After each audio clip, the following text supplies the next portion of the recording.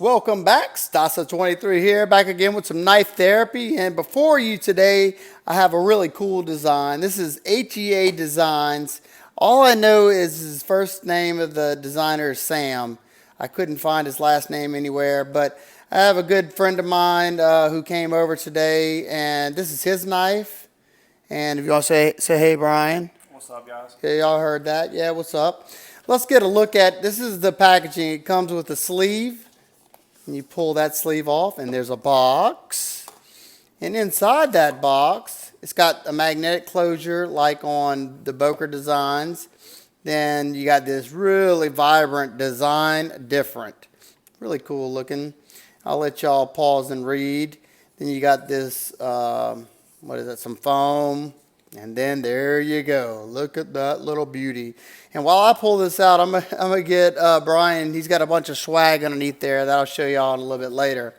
And here is the knife. This is the HEA Designs Antidote.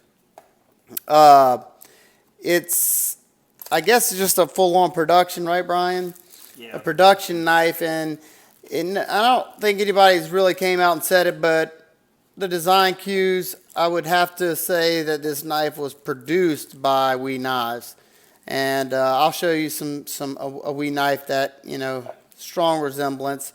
But let's go ahead and go on over. You got titanium frame lock, anodized blue. And see if I can get it. It's got some really nice milling lines in there that add a little bit of texture. You got the HEA Design logo on his pivot with a bronze titanium pivot. You got very minimal design. You got your pivot screw here and one body screw here that actually shows. It's got a milled titanium pocket clip, and as you can see, it's blind screwed underneath, which is a very nice touch there. You got some very nice milling lines, and this point on this clip is not sharp at all. And you see the HEA Designs is also carried over right here. I love how they did that. And you got normal Torx pivot, and you got, you know, just your plain, just so you can see the logo. Another feature that I noticed that I like is they didn't put the relief on the outside. They kept it in the inside. I think that's a super clean look. It doesn't break the lines up at all. Really simple but clean lock bar cutout. You got titanium screw, bronze, and that's for your lock bar over travel. Now this is the star of the show. Let's watch this action. Thwack. This detent is dialed in, I would say perfect. Yeah, perfection. No doubt. We tried for about 30 minutes earlier. Let's see, watch. We tried, and you can't misfire this knife. It's not possible. Have you ever, Brian? Have you ever tried? Have you ever misfired? Brian's had, how long you been having this knife? I picked it up Saturday morning, and it's basically, I've played with it ever since. Yeah, he plays with it a lot, and okay, I don't want to hear any jokes in the comments, but he has not been able to misfire this at all. This detent is just, it's very, very satisfying.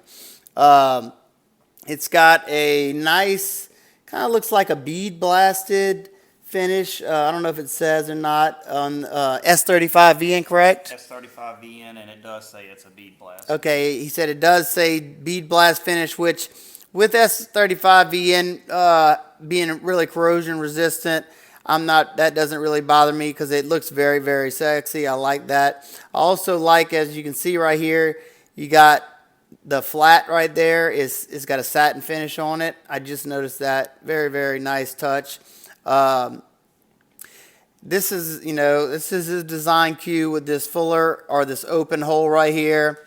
It adds an aesthetic value, but it's not really my thing, but I can definitely see, it makes the knife. Very interesting how he's got this circle hole and then it's milled in like that. And it's nothing as far as it doesn't aid in opening or anything, but it probably does it lightens the knife up a little bit. Yeah. Speaking of weight, let's get a quick weight real quick. Let's pull out the scale. Let's see. I'm going to say, I don't know, 3.5 ounces. Should be a little bit more. I'm thinking closer to 3 3/4. 3 3/4. Let's check this out. Oh, and he got it at 3.8, close. Check and see what they say it is. Is that what they say? So according to Blade HQ, 3.87. 3.87, so pretty close. Real quick, let's see all that swag. He gives you a load of swag. If that's your thing, if you like stickers, it's just ridiculous, but awesome at the same time. He had to hand it to me because it kept falling out, all this stuff. You got, I guess that's probably his logo. Yeah, saber tooth. Because he does Oh, the yeah. comb that looks like There's a comb version that came out first where there was no blade. That's why he made this knife, because everybody said that the comb had some of the best action. Why can't he make it a knife? And this is what he came up with. So that's where the saber tooth came out. You got a patch. Is that a patch? Yep. Yeah, a Velcro patch, kind of like your, I don't know what you call it, PVD patch or whatever. You got the name on the sticker, Antidote. You got a cool little picture. That's neat. You got to donate one of these to me. I like these. Hey, you got the open and close of the knife. You got the saber tooth. That's the comb. HEA Designs. I mean, this is swag for days, people. HEA difference. That's what it says in the box. And I think this is supposed to hypnotize you. Buy the knife. Buy the knife. Oh, it didn't work. Okay, I'm sorry. And HEA. And you know, it's funny. There's no sticker that says Antidote. Or did I pass it up? I might have passed it up. Yeah, I'm probably a retard. Yep. something in there. And what else is this? What is That's this? a little carrying pouch. Oh, that's comes pretty with. cool. It's nice to have. I'll probably never use It looks like a cell phone pouch. It's for the knife? Mm-hmm. Oh, that's neat. He'll probably never use it, but hey, that's pretty cool. What else? And, And he also has a microfiber cloth. And I also saw he has another snot rag that has all. Yeah, he does handkerchiefs. Did he now, ask too. you? Because I saw some people had it. I don't know if it comes standard. Did he ask whether you wanted this one or the other one, or he just? No, I bought that from Blade HQ. Oh, okay, I got you. He got this from Blade HQ, people. So I guess that's what you get if you buy it from them. Let's do some quick size comparisons, and I told y'all I would give you a size comparison of a knife that resembles, the same company, and that is the HEA Knives 605, I think it is, and the 605 is, I don't know, I'd say about a ½ inch bigger, but you can definitely see those design cues. See these milling lines? You see them also here. All you do is swap up the pivot in there. And nothing wrong with that, because HEA's quality is top notch. I mean, look, the anodizing is pretty much spot on the same. But we want those screws in this knife. Put those screws in this knife. I think that's something they're going to be doing pretty soon. So that was the comparison with the 605. Let's see what else I have. This is the DPX Gear Hess Urban. And these two are almost, if not identical in size, damn near close. So if you have an Urban, you have a great idea of the size. Let's see. The Chris Reeve Knives Small and Cozy, which is another one that, I mean, just looks like the Nkosi might be just a hair shorter. I can't tell with my eyes. Something that, a lot of y'all might have. The Rat Model 2. The Rat Model 2, as you can see, is about a ½ inch difference in length.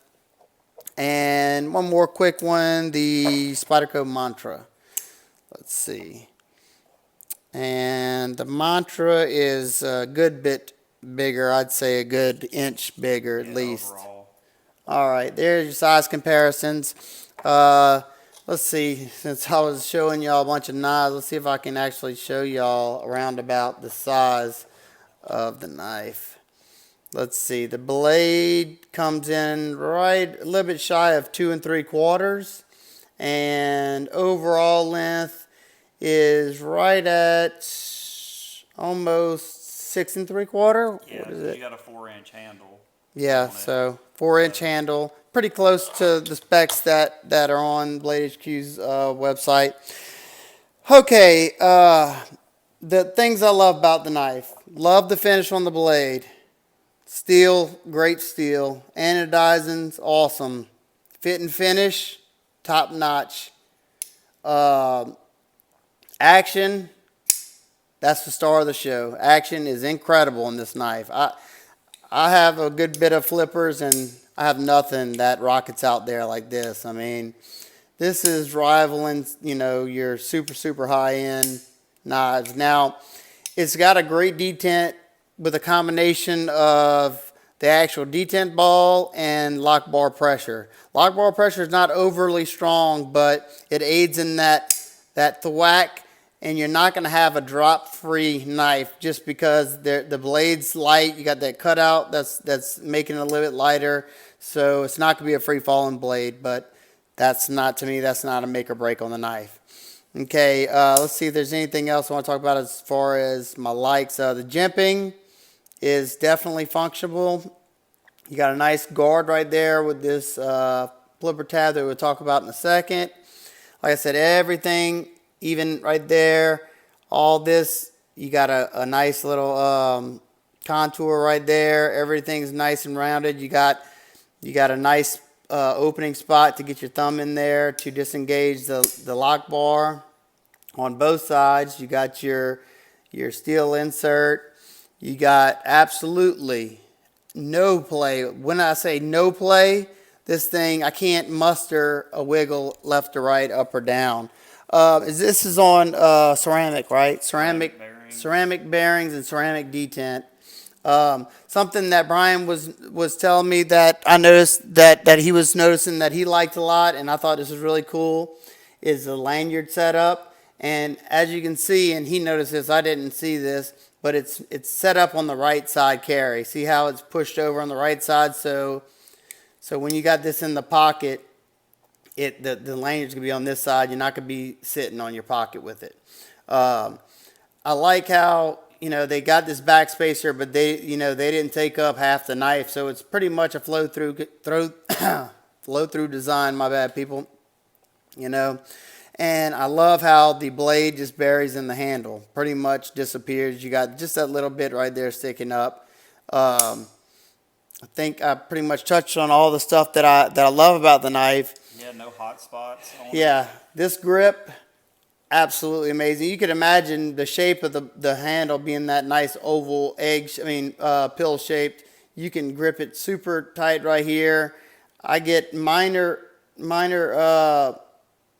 pressure from this and this, but my hands are not the same as, Brian's in his hands, he doesn't feel it, so this is probably not an issue in your average person's hands. It's just where the milling lines meet up right here. It's a little, not sharp, but you can feel it. I told him this grip right here is super comfortable. This is my favorite grip, draw cutting like that. Let's see, in reverse, also very comfortable. And I think I got all that taken care of. Okay. Anything else that you want to say that you like that I didn't touch on about the knife? No, I think you covered it all, my man. All right. Now I'm gonna talk about some of the things that are basically, there's nothing wrong with the knife, but just some things that aesthetically aren't pleasing to me. This is not, if it's something that doesn't bother you, then it's not a big deal. One thing that I noticed just now, when you got jimping right here, in order to use that jimping, you'd have to hold the knife like this, and it's very awkward. My natural hand position would be right here on this knife. And like I said, you got jimping that works, and the only time you would ever be really holding this is to pierce something. And I guess having this Tonto tip, I guess then, that was their thinking, to thrust like that. So that's not that big of a deal. The swedge up here, while it's an attractive swedge, if I can actually get it to focus, it's an attractive swedge, but whenever you're holding the knife like this and you're putting your hands down, you can see it's rather thin right there. So if you were going to be doing some hard, trying to push through some thick cardboard or something, I would recommend hold it in the hammer grip. But no problem whatsoever. You can easily get your cuts done like that. You don't have to have your hand up here, but up here, that would probably hurt. Let's see. I didn't check that out. How they executed the sharpening. Okay, they don't have, that's just another, aesthetic preference of mine. I would have rather see them put a little notch right there as a sharpening notch, because once you sharpen this blade, you eventually get a small recurve in there. Because as you can see, kind of like on Spyderco's blades, they brought it all the way to the back. And see, I remedy that pretty quick whenever I get a blade that has that. I can't stand it, so I add my own sharpening choil. And that's something that could have easily been added to this. But like I said, it's not hurting the knife, functionally. That's just something that I like to see, being that I sharpen all my knives myself. Another thing, what was it? There was something else. Oh, the obvious in the room. That's a humongous flipper tab, as Mr. Nick Shabazz would call it, a pocket pecker. And I would say that thing is definitely a pocket pecker. I think, and like me and Brian were saying, being that it's got a great dialed-in detent, you got to give it a little bit of force, and it's set up perfect to flip it, constantly over and over and over again. But two things that I think could have made this design a little bit better is they could have shortened this to about, I don't know what you say, Brian, about half. Half of it and widened it. Yeah, about half that size, and it's a rather thin. You see that? If they could have widened that up at least to make it to at least the thickness of the scales, that would have made it a lot more comfortable. And see, this one's done pretty good. See how it's nice and wide? You can see the difference on how thin that is. That, being it, you got to put that pressure. It's set up perfect, but that could get to you after a little while. Let's see, and as you can see the size, I would have loved to see something kind of like this. This flipper tab on this knife would have made it even better, way more better. I don't know, that was probably terrible grammar, but hey. Other than that, if this is a design that speaks to you, or you want an incredible flipping knife, what's the price tag on this, Brian? $249. $249. I tell you what, I think that's about the same price as this guy right here, and they're both excellent knives. The action on this guy is way better, and this has got a good action. This action is way better than this one, just because you can't make this thing fail. And I'm not the first person to talk about the action. This thing shines on the action. It's a design that's way different, than anything I've ever seen. Yeah, it's a design that's not gonna, appeal to everybody. Yeah, it's definitely, it's either something you like or it's not. It's either love or hate. I mean, that's just the best way to put it. If you think you like this design, but this one's a little too plain, they also have one that's got some intricate milling. I don't know, there's a picture on your sticker, the milling pattern on the outside. Yeah, it looks like a crop circle. Yeah, it looks kind of like, somebody said it looks like kind of like a crop circle. You don't have to pull it out. And it's got some nice milling. Go check it out at Blade HQ, and I think he's in a few other retailers, or check him out online. Knife Center also, Brian said. Oh, wow, I just realized I kept you guys going for 18 minutes. Yeah, but I think if anybody made it this far in the video, I'm very happy, and y'all are true friends. I hope everybody is having a wonderful day. If you want to talk about this knives down in the comment section below, feel free. If I can't answer it, I'll ask Brian if he can find the answer to it. Hope y'all enjoyed this. If y'all want to see more guest blades like this, y'all let me know in the comment section below. Like I said, hope everybody's having a wonderful day, and remember, live every day as if it were your last. Peace. Peace.